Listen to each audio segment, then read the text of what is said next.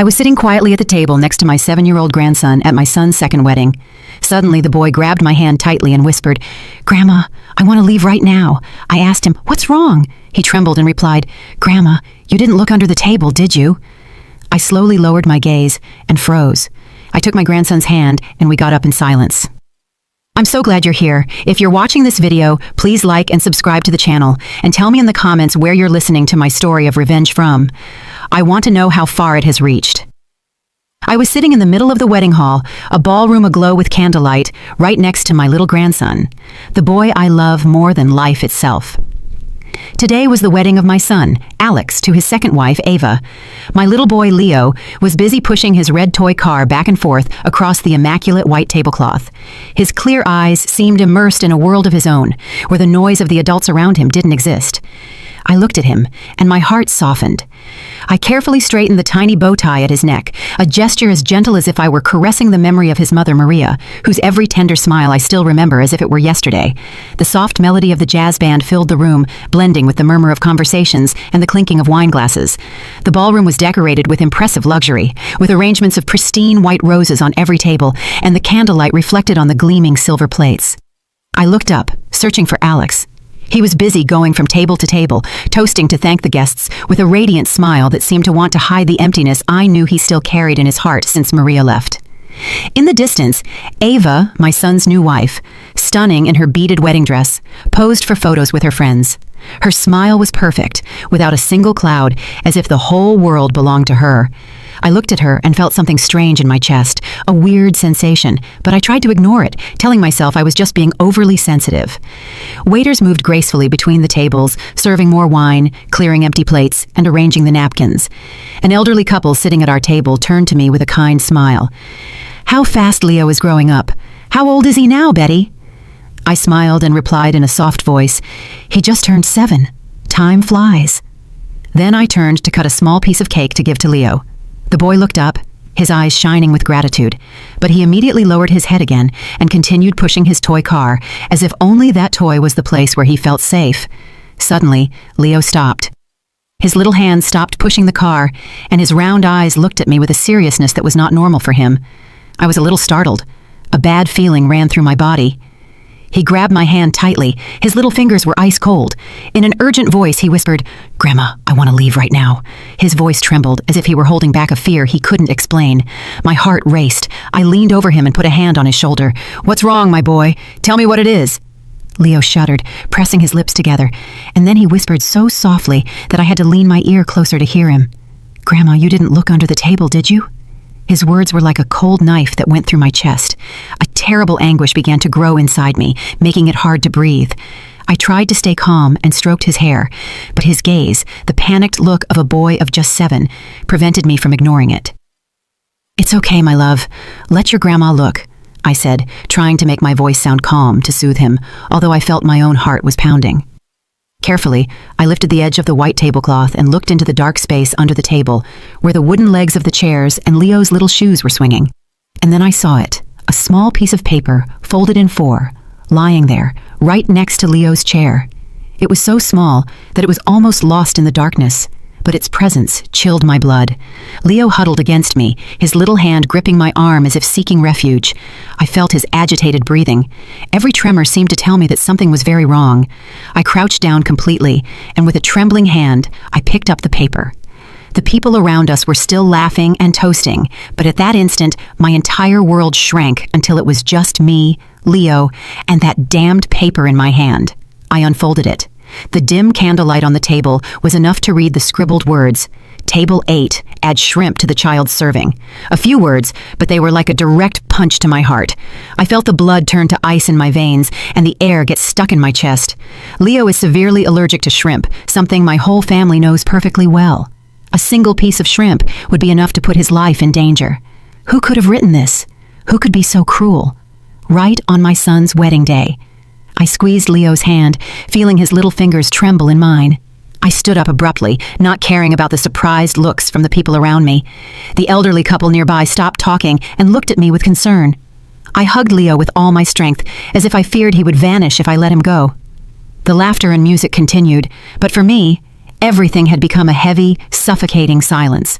Memories of other times flooded my mind, taking me out of that gleaming wedding hall and back to the years when our family was whole. I once thought my son's home would always be filled with laughter, but life, like a sudden gust of wind, extinguished that flame of happiness, leaving me with scars that would never heal. I remember Maria, my first daughter-in-law, like I remember the morning sunlight streaming through the window at dawn. Her smile was tender and warm. She always made me feel like I was in the arms of a true daughter. Maria never raised her voice, never did anything that worried me. She was one of those people who, just by looking at them, made you feel at peace. I still remember those very windy afternoons in the suburbs of Phoenix when I would arrive at Alex and Maria's little house. The laughter of Leo, who had just started to walk, echoed in the backyard as he chased a colorful rubber ball. Maria would be on the porch with a basket of freshly picked vegetables, smiling as she watched her son. "Mom, Betty, try the chili I made. See what you think," she would often say to me, her voice full of pride as she placed the warm bowl in front of me. I would sit there, eating and talking with her about simple things, while Leo crawled on the floor clinging to an old toy car. But the most beautiful, and also the most painful memory, is the night Leo became very sick. He had a very high fever. His little body burned, and his eyes could barely open, with no strength left even to cry. Maria held him, while tears rolled silently down her cheeks. "Mom, Betty, I'm so scared," she whispered, her voice trembling. I sat next to her, taking turns to place damp cloths on his forehead, trying to calm her. "Don't worry, honey. The boy is strong. He's going to be okay." But inside, the worry weighed on me like a stone. I stayed up with Maria until dawn, when the first rays of sun appeared, and Leo's fever finally broke, and he fell asleep in his mother's arms. Maria turned to me, her eyes red, but with a faint smile. "Thank you, Mom. Without you, I don't know what I would have done at that moment." I just took her hand and squeezed it tightly, as if I wanted to tell her that I would always be there for her and for Leo. I thought that this little family would be happy forever, like a song that never ends. But then, one fateful afternoon, everything fell apart. The phone rang while I was washing dishes in the kitchen. The cold voice of a police officer came through the line. "Mrs. Williams, we regret to inform you that there has been an accident." I don't remember how I finished hearing the sentence. I just know that my hands were shaking so much that I dropped a plate on the floor and it shattered. Maria was gone in an instant when a truck that lost control hit her car on the highway outside the city. I stood there, paralyzed, feeling the world crumble in front of me. Maria's funeral was on a day of torrential rain. The drops fell nonstop, as if the sky was also crying for her. Leo, who was only 4 years old then, was in my arms, confused, looking at everyone with his innocent eyes, not understanding what was happening. "Grandma, where is my mommy?" he asked in his little voice. I hugged him tightly, swallowing my tears, and whispered, "Your mommy is in a very beautiful place, my love." But inside I felt shattered. Alex, my son, collapsed in front of the coffin, his shoulders shaking, and he couldn't say a word. I knew he was trying to be strong, but his gaze was empty, as if a part of his soul had gone with Maria. After that tragedy, Alex changed completely. He buried himself in work. He would leave home very early and wouldn't return until Leo was already asleep. I understood that he was running away, trying to fill that immense void in his heart with endless days of work. But Leo, my poor boy, suffered the most. He started talking less. His gaze was often sad, as if he was waiting for a miracle that would bring his mother back. I became his only support.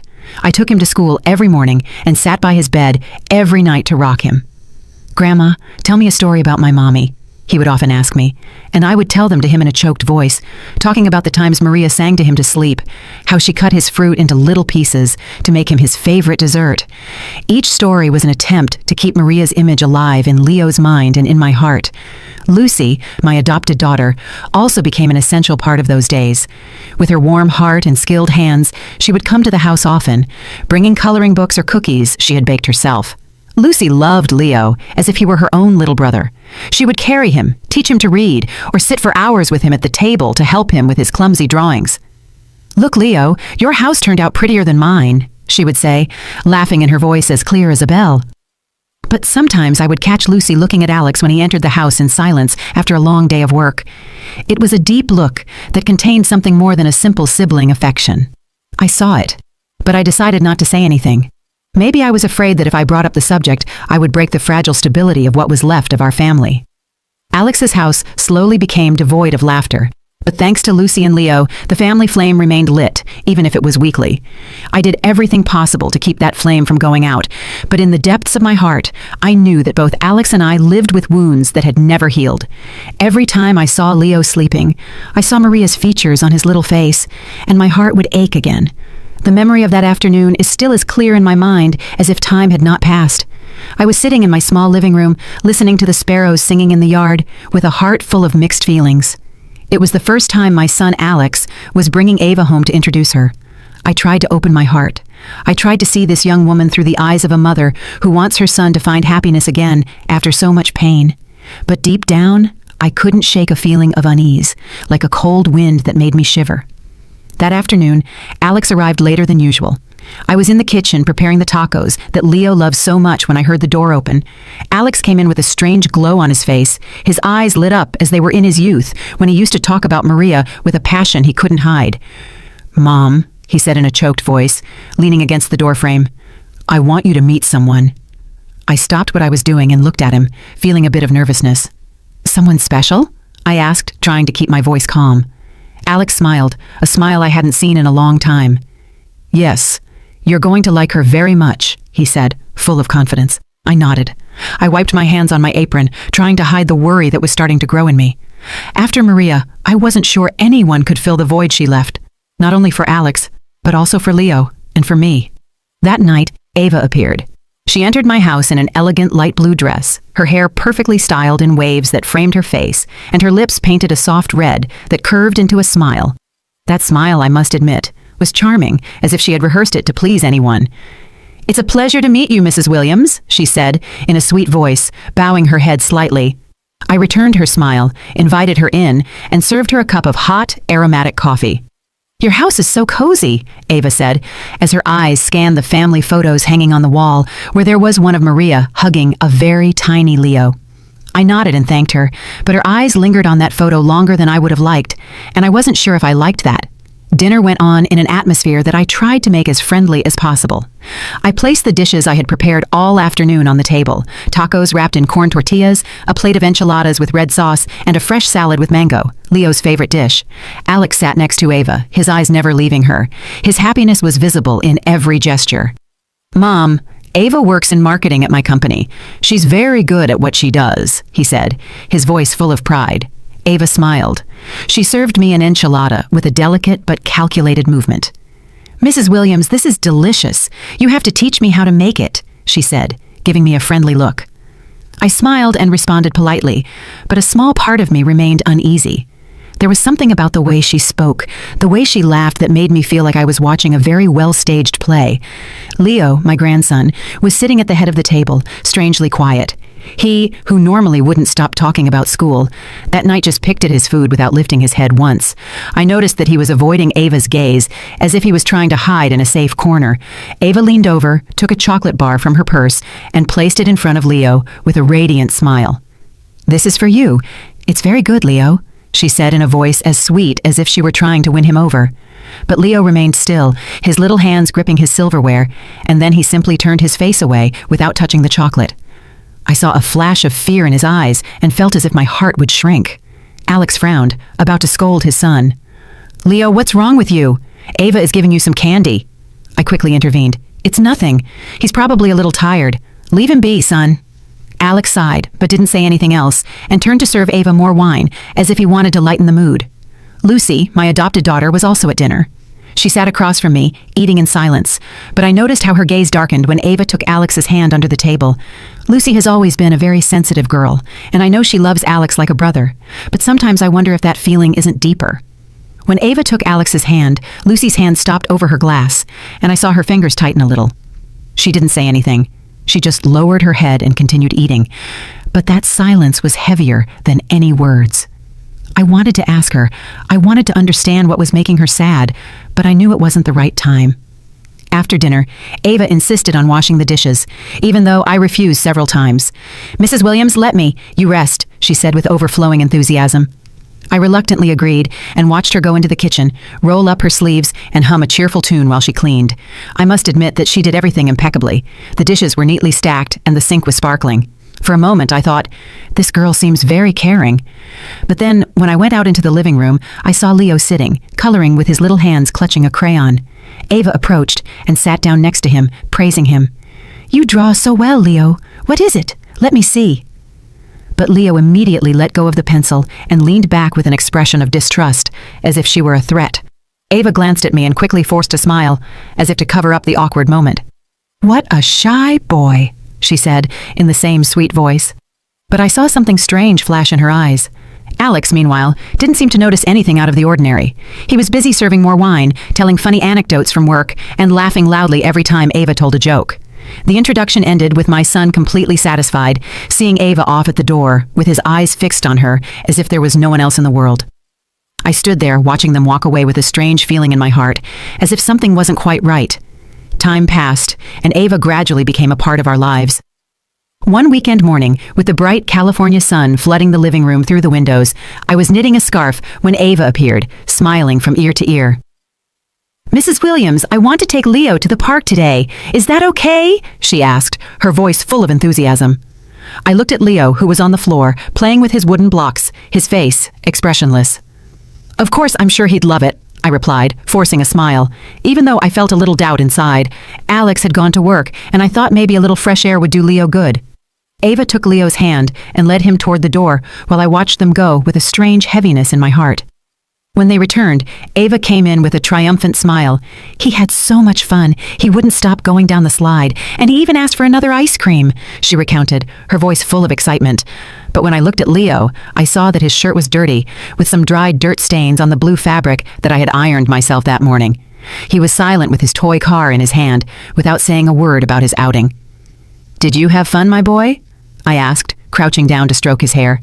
He just nodded slightly, looking away.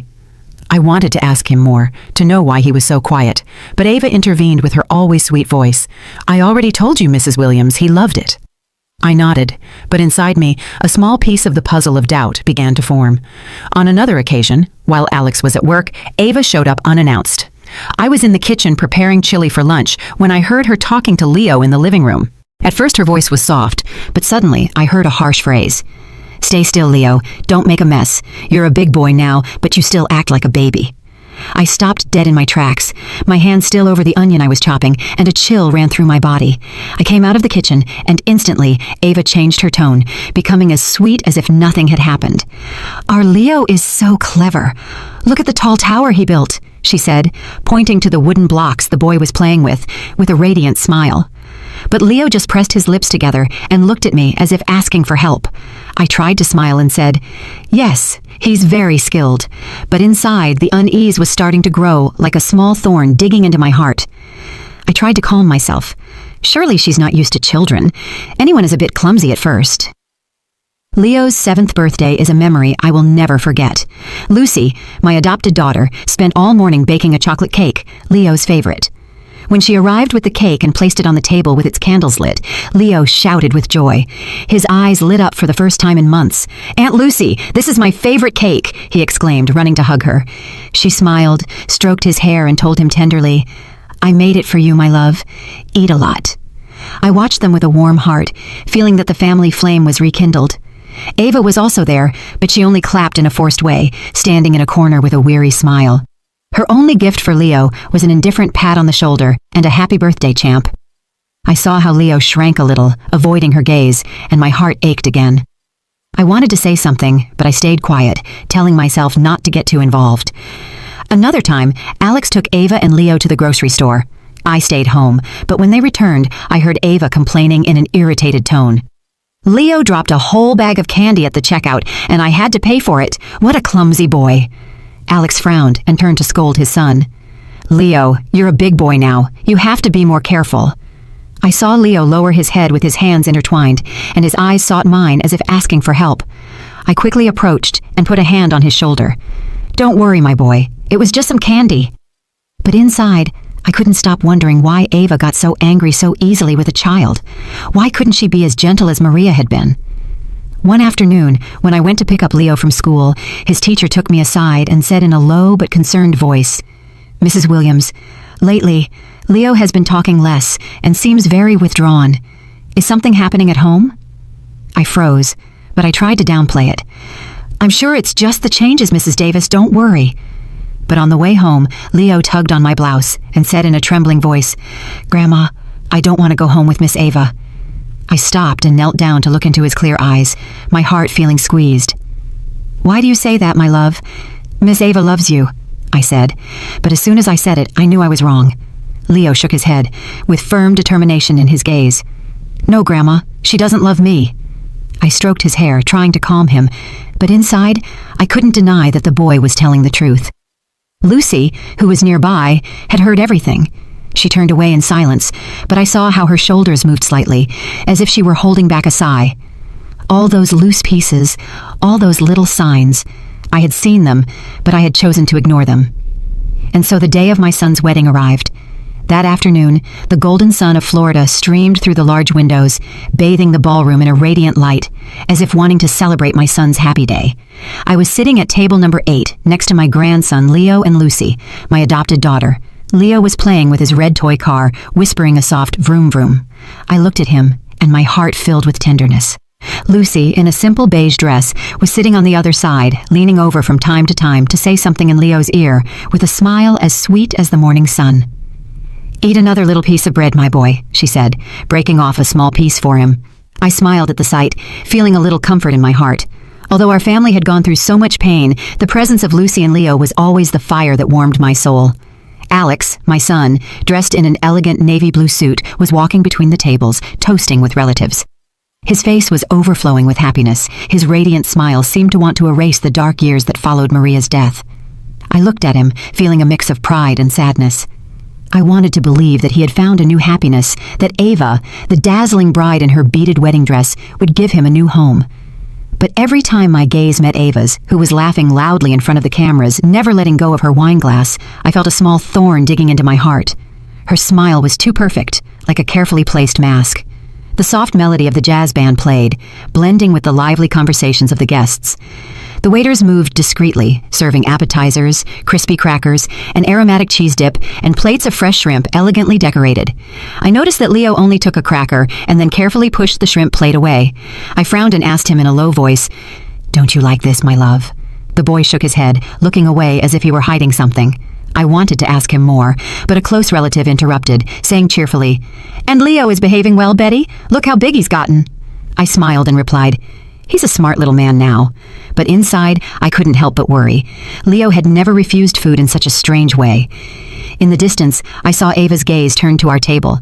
The smile on her lips seemed to tighten for a second, just enough for no one to notice, before she turned to continue toasting with another guest.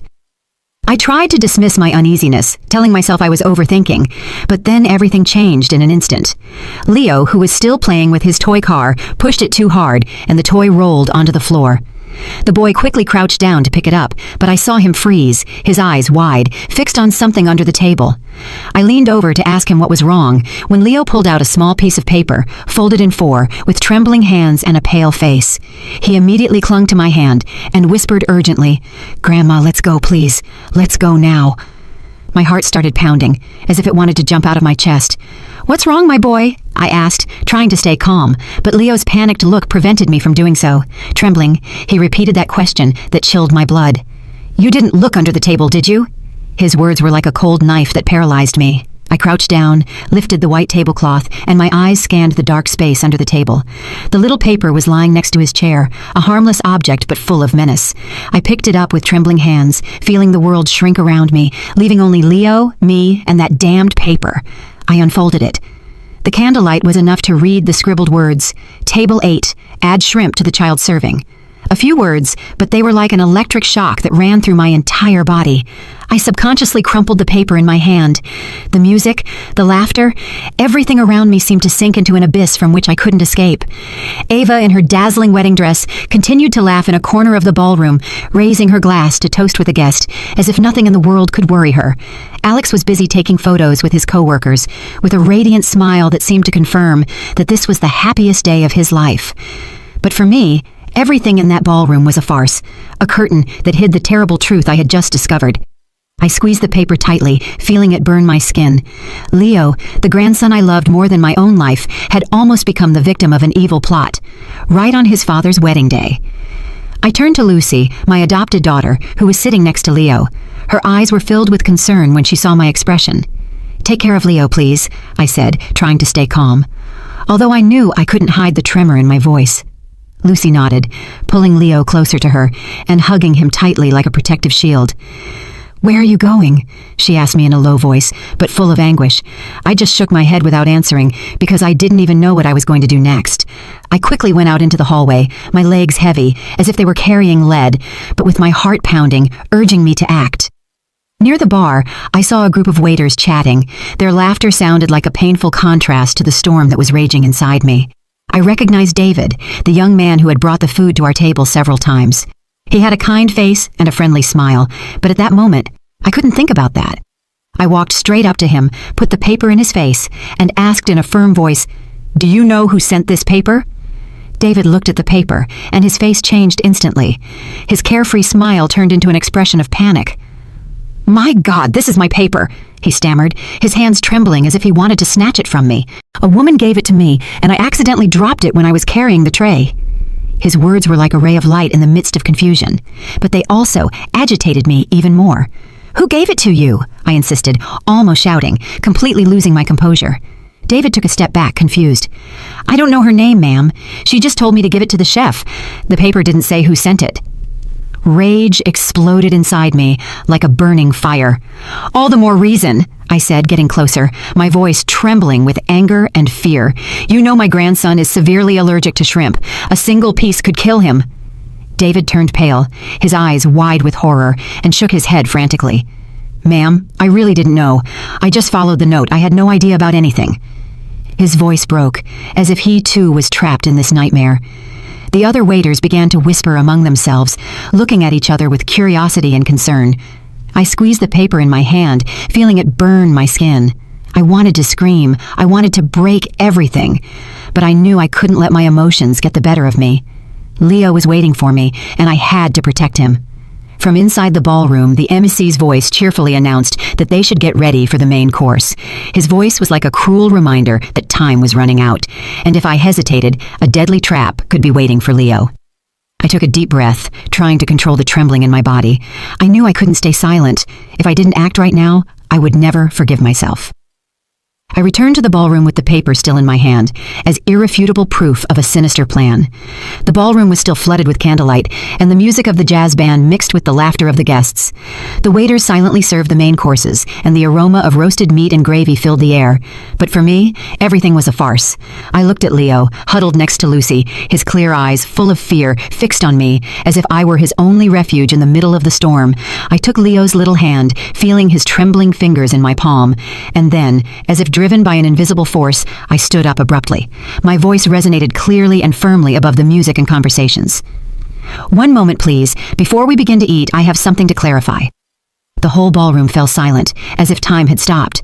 All eyes were on table 8, where I was standing with Leo by my side, and Lucy sitting with a spark of determination in her eyes.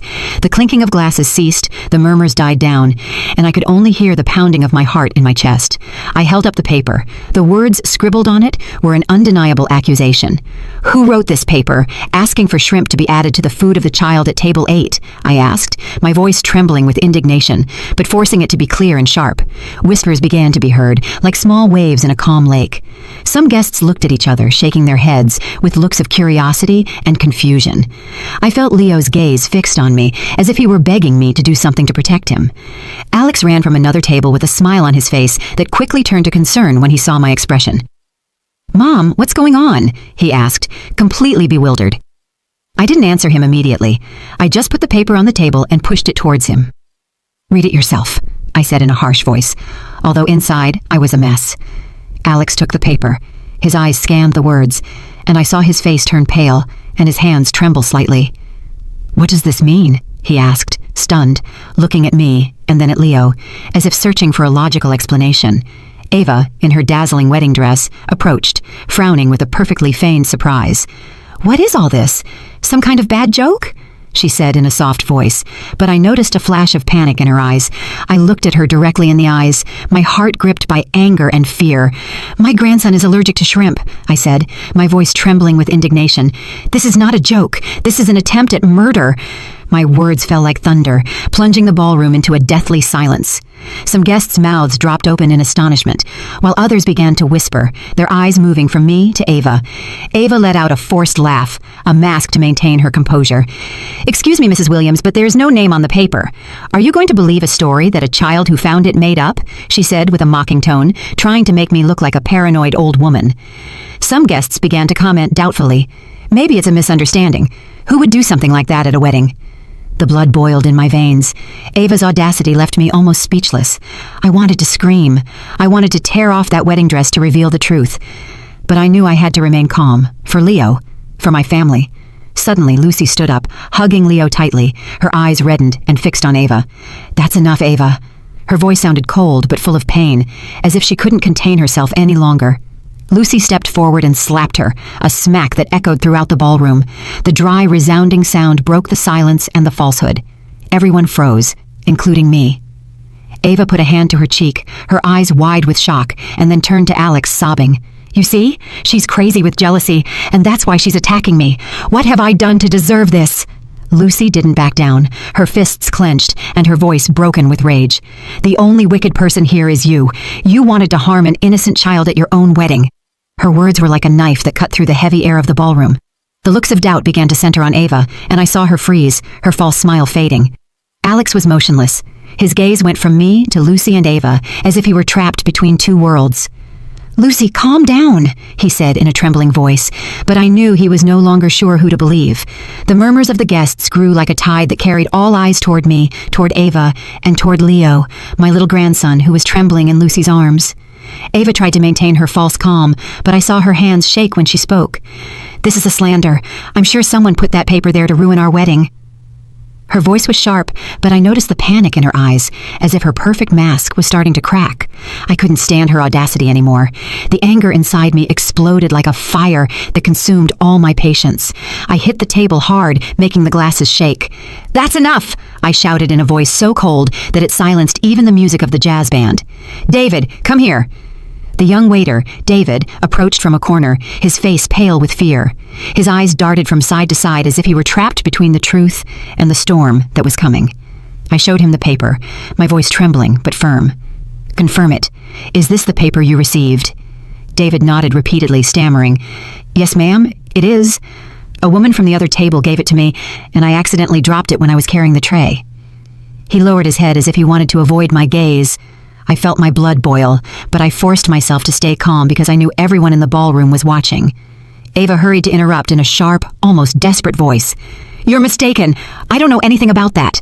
But before she could respond, a weak voice full of pain was heard from behind. Gloria, Ava's younger sister, burst into tears and stood up from her chair.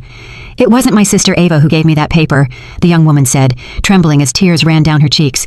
"She asked me to give it to the waiter. I swear I didn't know what was inside." A murmur of astonishment ran through the ballroom. "My God, I can't believe it! How is that possible?" I looked at Gloria, and my heart softened. She was barely 18 years old. Her eyes were red and full of confusion, as if she too was trapped in this nightmare. Ava turned abruptly and yelled at her sister, her face disfigured with anger. "Shut up, Gloria! How dare you make up lies to harm your own sister!" Her voice was sharp, but I saw her lips tremble as if she were struggling to hide the truth. Gloria backed away, trembling from head to foot, and said between sobs, "I'm not lying, sister. I just did what you asked." Her words were like a dagger that went through Ava's falsehood, leaving the entire ballroom in a state of shock.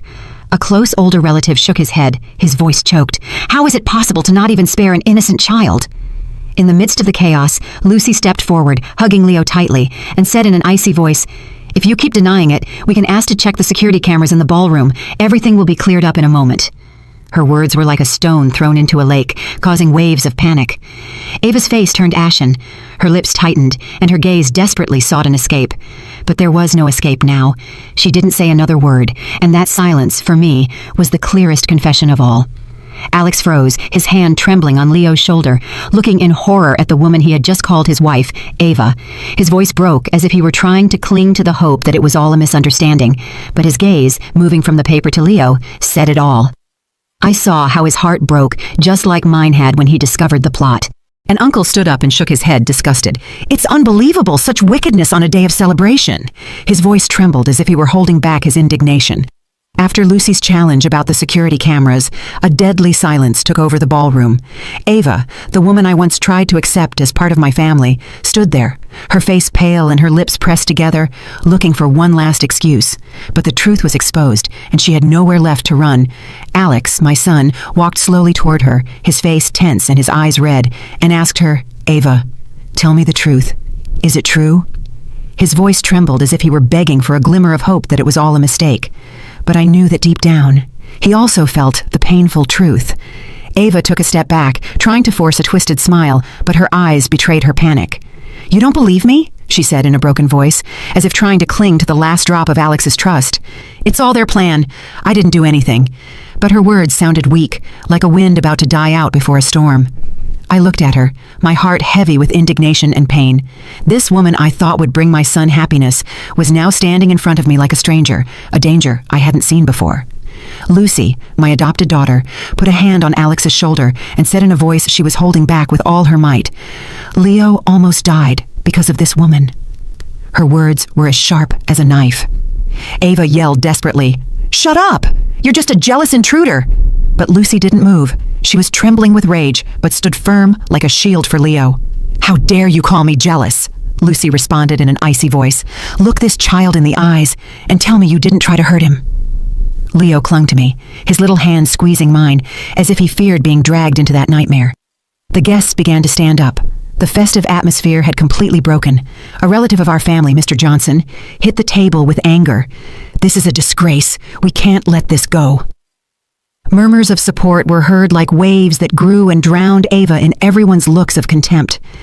Alex, trapped between truth and love, cried out, his voice broken with pain and indignation. "Leo is my son. You tried to kill my son at our own wedding." His words were like a direct stab to Ava's heart, and I saw her burst into tears. But those tears, I knew, were not of repentance, but of being discovered. I placed the paper on the table and declared in a firm voice, "Anyone who tries to harm my grandson will never have the right to set foot in this family." My words resonated clear and unyielding, like a sentence. Ava looked up, her eyes full of fire, but I saw defeat in her gaze. She had lost not only to me, but to the truth. The hotel security personnel approached, and in a polite but firm manner, asked Ava to leave the ballroom. "Ma'am, please come with us," one of them said in a cold voice. Ava backed away, looking for help, but no one sided with her. Many guests shook their heads, leaving their half-empty glasses and sighing with resignation. "Unbelievable," one whispered. "How can someone be so cruel?" Another said, horrified. Alex stood motionless, his hands on his head, as if trying to keep his world from collapsing. Then, as if he no longer had the strength to stand, he slowly knelt in front of Leo, his voice choked. "Son, forgive me. Forgive me, my boy, for not protecting you." I saw tears run down his cheeks, and I felt my heart break in two. I helped Alex get up, squeezing his shoulders, and said, in a grave but confident voice, "Luckily, we stopped it in time. This false happiness has to end here and now." I looked at Ava, who was being escorted out amidst looks of contempt, and in my heart, I knew that she never was and never would be a part of this family. In the days that followed that nightmare wedding, my family was caught in a silent whirlwind where wounds still bled and unanswered questions floated in the air. I felt as if I had just woken up from a nightmare in which I almost lost Leo, my grandson, whom I love more than life itself. The story of the failed wedding spread everywhere, from the small suburban streets to the conversations of distant relatives. The house phone wouldn't stop ringing. Some blamed Alex for blindly trusting Ava.